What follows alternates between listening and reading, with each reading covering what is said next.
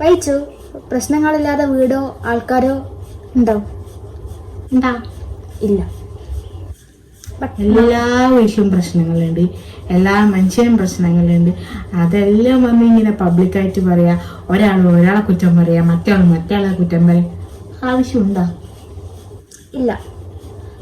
എന്ന് വെച്ച് കഴിഞ്ഞാല് ഇപ്പൊ നമ്മള് പുറത്തുള്ള ഒരാളപ്പര അടിയാക്കുന്നേ അല്ലെങ്കിൽ പ്രശ്നമാക്കുന്നേ അത് വന്ന് പറയുന്നതിനെ കൊണ്ട് ഒരു പ്രശ്നമില്ല. സ്വന്തം വീട്ടിൽ നിന്ന് അടിയാക്കി അല്ലെങ്കിൽ ഒരു പ്രശ്നമായി അത് നാട്ടുകാരോടും എന്താ പറയാ ഒരു പബ്ലിക്കായിട്ട് ഒരു സ്ഥലത്ത് വന്ന് പറഞ്ഞു കഴിഞ്ഞാല് അതൊരു നാണക്കേടല്ലേ. നാളെ ഒരാളെ മുഖത്ത് കൈവരുത്തേക്കേണ്ട ആവശ്യമൊന്നുമില്ല. എന്ത് പ്രശ്നങ്ങളുണ്ടെങ്കിലും ഒന്നെങ്കിൽ പരസ്പരം പറഞ്ഞു തീർക്കുക. നാളെ പിറ്റേന്ന് നമുക്ക് ആ ആളെ കാണണ്ടയാണ്, അല്ലെങ്കിൽ കാണണ്ടല്ല.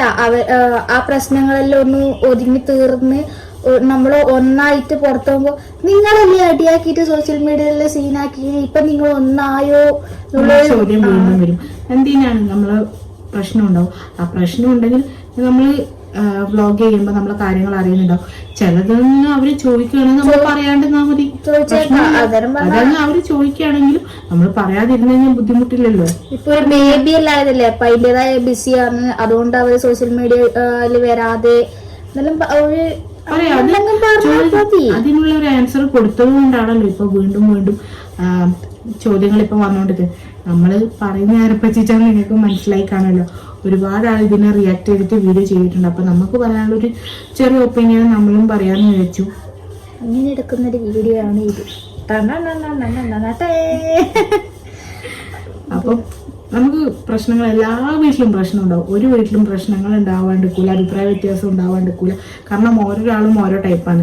അത് നിങ്ങൾ തമ്മിൽ പ്രശ്നങ്ങൾ ഉണ്ടാവാൻ, പ്രശ്നം ഗുരുതരമായിരിക്കും, രൂക്ഷമായിരിക്കും. പക്ഷെ അതൊന്നും ഇങ്ങനെ വന്നിട്ട് സോഷ്യൽ മീഡിയ പറയേണ്ട ആവശ്യമൊന്നുമില്ല. ഇപ്പം അച്ഛനെയും അമ്മേനെയും എല്ലാം ആദ്യം പറഞ്ഞപ്പോൾ അച്ഛനും അമ്മയും വേറെ പറഞ്ഞു. ഇപ്പം ഇവരെ എല്ലാരും വന്നിട്ടൊരു പുതിയ ഒരു കമന്റ് വന്നിട്ട് അതെല്ലാം ഇപ്പം വൈറലായിക്കൊണ്ടിരിക്കുവാണ്. ശരിക്കും നിങ്ങൾ അത് അന്ന് പറയാതിരുന്നിട്ടുണ്ടെങ്കിൽ ഈ പ്രശ്നങ്ങളൊന്നും ഉണ്ടാവൂലായിരുന്നു. എന്തിനാണ് വന്ന് പറഞ്ഞതിന്റെ ആവശ്യമാണ്? നമ്മളെ പ്രശ്നമാണ്, നമ്മളെ കുടുംബക്കാരിയാണ്, അത് നമ്മളെ വീട്ടില് നമുക്ക് അവര് പറഞ്ഞ പ്രശ്നം നമ്മൾ ഏറ്റെടുത്തിട്ട് ഒരു ബ്ലോഗ് അല്ലെങ്കിൽ ഒരാള് എന്തെങ്കിലും ചെയ്യുമ്പോ അവര് എന്ന് പറഞ്ഞാൽ നമ്മളെ ഊറ്റിക്കുന്ന പറഞ്ഞാല് നമ്മളെ മെന്റലി ഹറാസ് ചെയ്യുന്നു, വീഡിയോയില് ഹറാസ് ചെയ്യുന്നത് അവര് ഉണ്ടാക്കിയ കാര്യമല്ലേ. അത് നമ്മളെടുത്ത് പറയുമ്പോഴത്തേക്ക് അത് ഹറാസ്മെന്റ് ആയി. ഒന്നും പറയണ്ട, സൊള്ള് അല്ലേ. നീ കേട്ടിച്ചില്ല ഇവിടൊക്കെ ഇപ്പൊ ഒരു വീഡിയോ വീഡിയോയില് പറഞ്ഞു. അവര് പബ്ലിക്കായിട്ട് ഇങ്ങനെ പറയുന്നതുകൊണ്ട് എന്തുകൊണ്ട് നമുക്ക് അതെടുത്തിട്ട് നമുക്ക് റിയാക്ട് ചെയ്ത് നമുക്കൊരു കണ്ടന്റ് കിട്ടി. എന്തുകൊണ്ട് നമുക്ക് പറഞ്ഞുകൂടാ? അവര് പറയുന്നുണ്ട്, അപ്പൊ നമുക്ക് അതിനെ വിമർശിച്ചിട്ടും അനുകൂലിച്ചിട്ടും നമുക്ക് പറയാൻ പറ്റുമല്ലോ. എന്തിനാണ് അതിന്റെ ഒരു ആവശ്യം ഉണ്ടായിരുന്നില്ല. അവരെ വീട്ടിലെ പ്രശ്നം അവരായിട്ട് തീർക്കണ്ടായിരുന്നു. അത് വന്നു പബ്ലിക്കായിട്ട് പറഞ്ഞു, എന്നെ അങ്ങനെ ചെയ്തു ഇങ്ങനെ ചെയ്തു എന്ന് പറഞ്ഞു. ഓക്കെ, നിങ്ങളെ വീട്ടിലെ പ്രശ്നങ്ങൾ നിങ്ങൾ തുറന്നു കാട്ടി.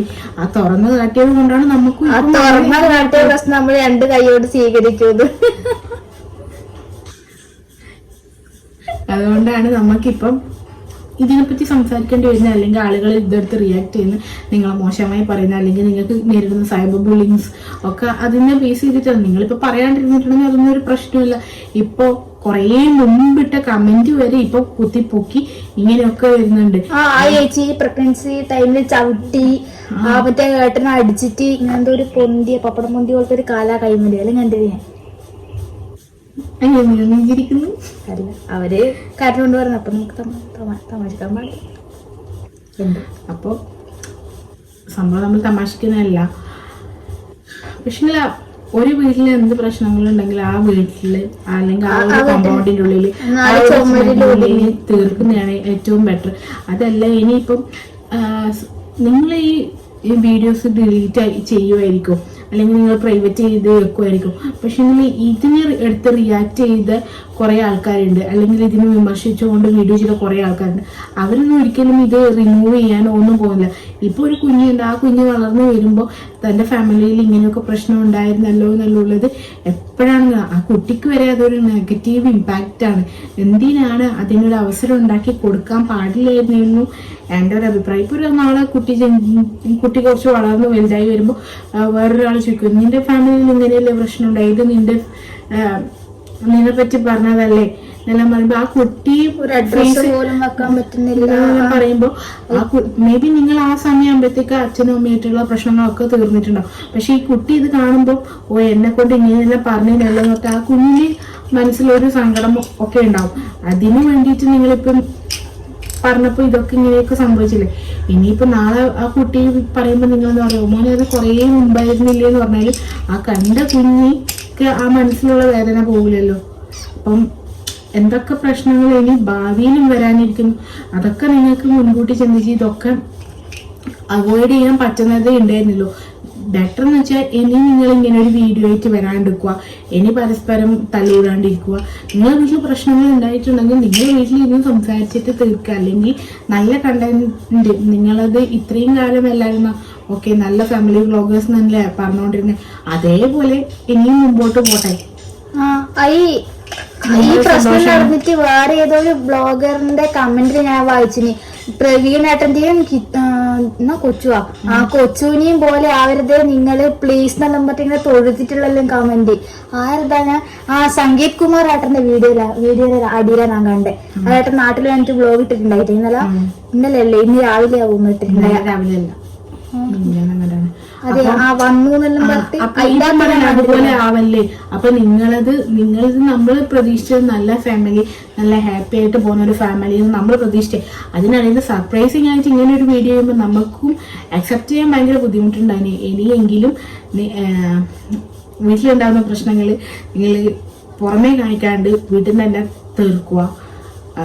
പിന്നെ മുമ്പുണ്ടായ പോലെ നല്ല ഹാപ്പി ആയിട്ടുള്ള വീഡിയോസ് നിങ്ങൾക്ക് ഇനിയും മുന്നോട്ട് കൊണ്ടുവരാൻ പറ്റട്ടെ എന്ന് നമുക്ക് വിഷയം. പക്ഷെ ആ അമ്മ പറയണ്ടായിരുന്നു നിന്റെ നിന്റെ ചാനലിലെ വ്ളോഗിന്റെ അകത്ത് എന്നെ വിറ്റ് എന്നെയും എന്റെ ഭർത്താവിനെയും എന്റെ അനിയനെയൊന്നും ഉൾപ്പെടുത്താൻ പാടില്ല.